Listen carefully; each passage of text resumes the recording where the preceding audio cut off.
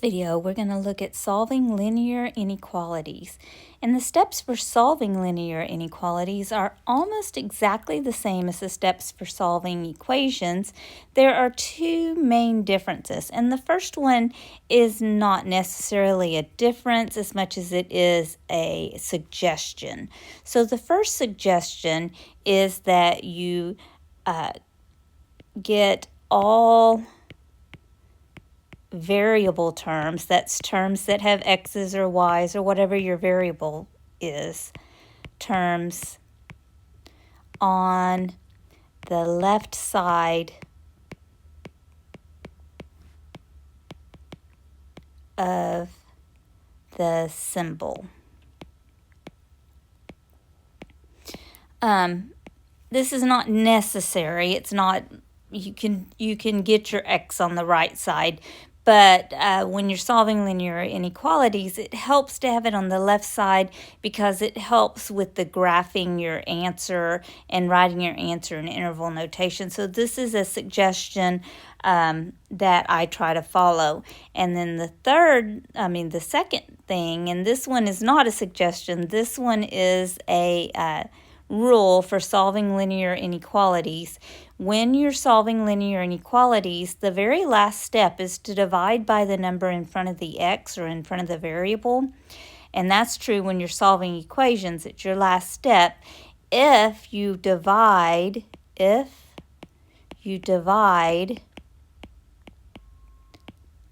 by a negative, on the very last step, if you divide both sides by a negative number, then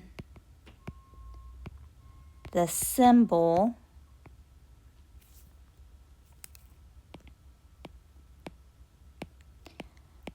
switches direction. So try to get your x's on the left side. And then just be aware of this very last step. If you divide by a negative, then you switch the direction of the symbol. If you don't divide by a negative, then the symbol stays exactly the way it is. So let's look at this first example. 4x minus 3 is greater than negative 23. So we want to make sure our variable terms are on the left. In this case, the 4x is the only variable term, and it is on the left. And so now we would just want to start isolating this x. So our first step, just like if we were solving equations, would be to add 3 to both sides. Adding and subtracting does not do anything to your inequality symbol, so we're going to leave it just like it is. Negative 23 plus 3 is negative 20. And then over here we'll have 4x. And then now we're down to the last step of getting that variable by itself, and we have to divide by the same number, same sign. So we divide both sides by positive 4. Dividing by a positive does not change your inequality symbol, only dividing by a negative. So we divide it by a positive 4 and a positive 4. That gives us a positive 1x, or just x on the left.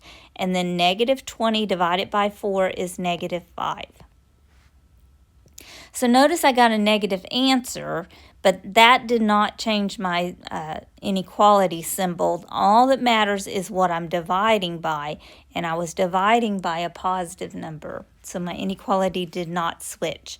Now, on all of these questions, you'll be asked to graph your answer. So we're going to graph this answer. In this case, we have to have a negative 5. That's one of my significant numbers. And then we're looking at all the numbers greater than negative 5. And in that case, that would be all the numbers moving toward positive infinity. And so the graph of this number would be all the numbers from negative 5 to positive infinities. We'd have a parentheses at negative 5 because the symbol does not have an equal sign in it. And then the next thing you will always be asked to do is to put this answer in interval notation. In interval notation, we write the smallest number in our interval, which is negative 5, to our biggest number in this case, which is positive infinity. So this is all the numbers from negative 5 to positive infinity. Okay, let's look at example 2.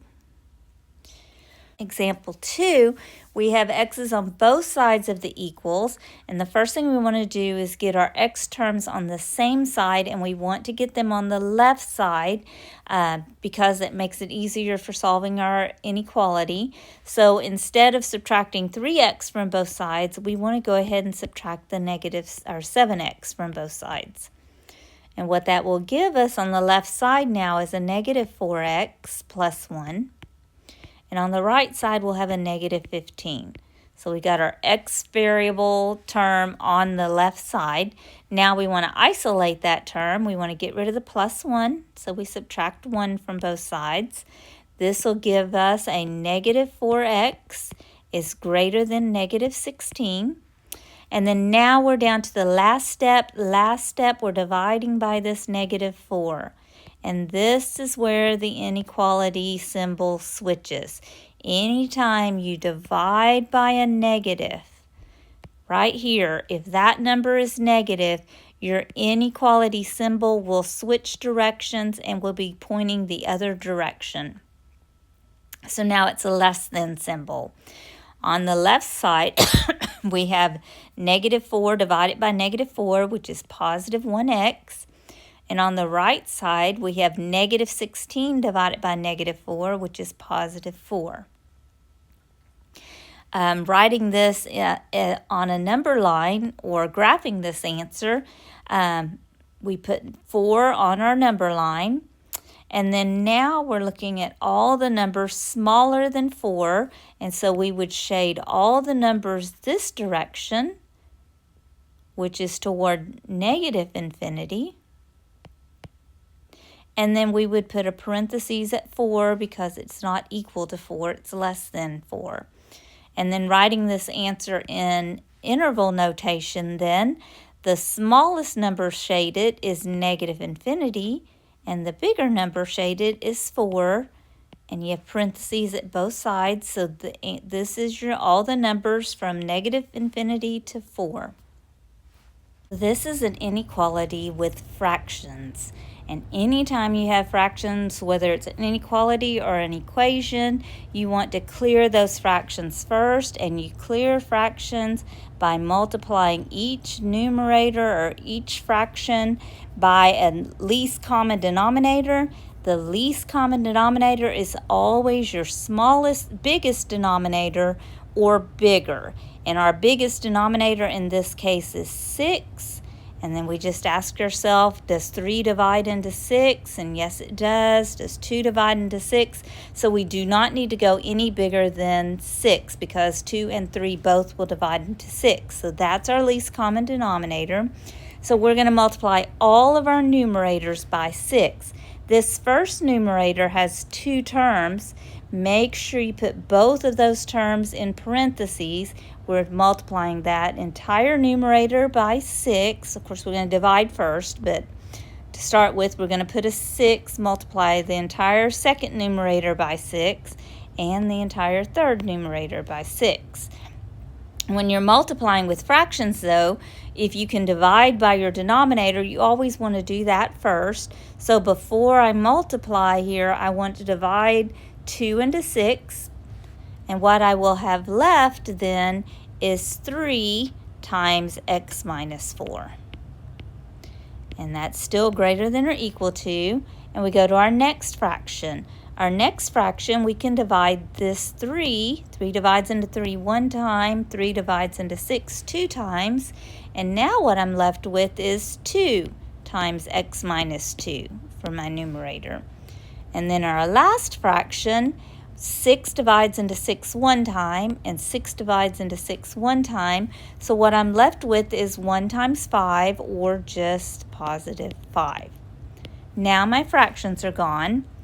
Now I need to clear parentheses. To do that, I'm going to multiply 3 times x and 3 times negative 4, so I get 3x minus 12. And here I'm going to multiply 2x times 2 and 2x times negative 2, which is 2x minus 4, and then don't forget the plus 5. Never move anything from one side to the other till you've got each side down to 2 terms or less. On the left side, I have a variable term and a constant term, so that's 2 terms. On the right side, though, I have 3 terms, and 2 of those terms can be combined together. So now what I have is 3x minus 12 greater than or equal to 2x, negative 4 plus 5 is plus 1. Now we've got each side down to 2 terms or less, so we've simplified each side. Now we want to get all our variable terms on the left, so we want to move this 2x by subtracting 2x from both sides.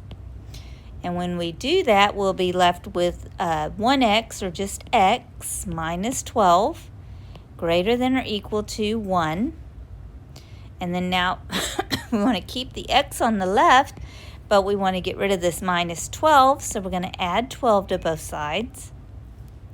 And you end up with x is greater than or equal to 13.